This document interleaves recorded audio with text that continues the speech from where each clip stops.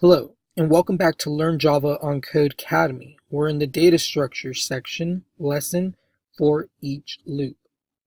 Since most for loops are very similar, Java provides a shortcut to reduce the amount of code required to write the loop called the for each loop. Here's an example of the concise for each loop. For each integer called grade in quizGrades, print out grade. In the example above, the colon can be read as in. So here's the colon.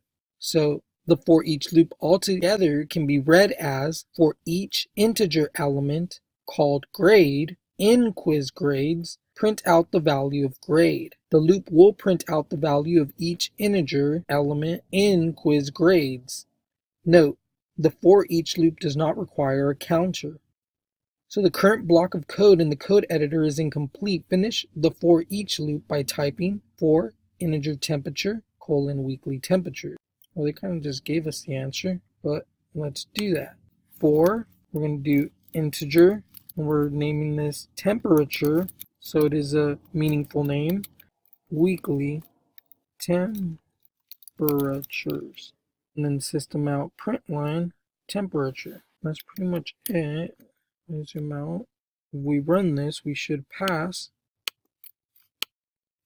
And we did pass. And it did print out each element in our array.